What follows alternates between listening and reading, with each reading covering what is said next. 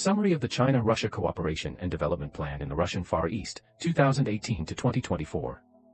In November 2018, the China-Russia Cooperation and Development Plan in the Far East of Russia, 2018 to 2024, referred to as the Plan, was officially approved.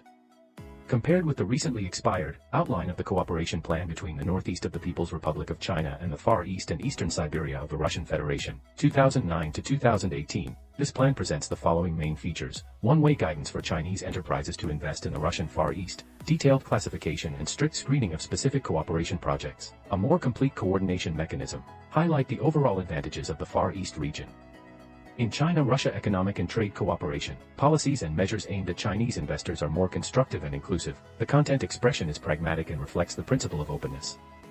Based on the continuous improvement of the institutional environment in the Far East region, the apparent effectiveness of policy operation, and the sound foundation for cooperation between China and Russia in the Far East region, in-depth cooperation between China and Russia under the framework of the plan is expected to achieve positive progress.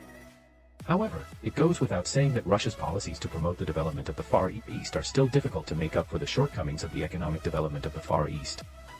The China-Russia cooperation under the framework of the plan will be mainly constrained by factors such as the size of the Far East population, industrial structure, transportation infrastructure, and power system. At present, the trend of anti-globalization is increasingly rampant, and trade protectionism is on the rise. As permanent members of the United Nations Security Council and major emerging market countries, China and Russia shoulder the important task of maintaining international fairness, justice, and world peace, and promoting world prosperity and development.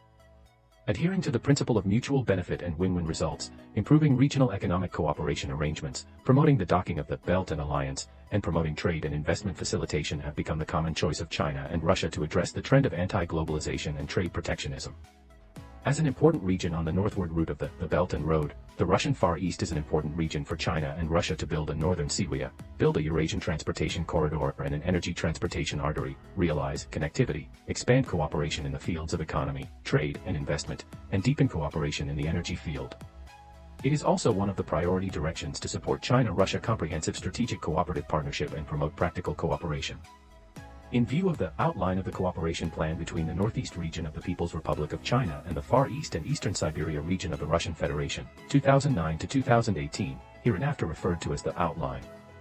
The outline for short has expired, and it is necessary to issue programmatic documents to further promote local and enterprise cooperation between the two countries and guide Chinese enterprises to invest in the Russian Far East. In November 2018, during the 23rd regular meeting between the Chinese and Russian Prime Ministers, the China-Russia Cooperation and Development Plan in the Russian Far East region, 2018 to 2024, hereinafter referred to as the Plan, jointly prepared by the Ministry of Commerce of China, the National Development Bank, and the Russian Ministry of Far East Development, was officially approved. The plan is divided into 7 parts. The preface highly summarizes the good development trend of the comprehensive strategic cooperative partnership between China and Russia, as well as the continuous and steady progress of cooperation between China and Russia in such fields as economy and trade, investment, infrastructure construction, energy, high-tech, agriculture, and humanities.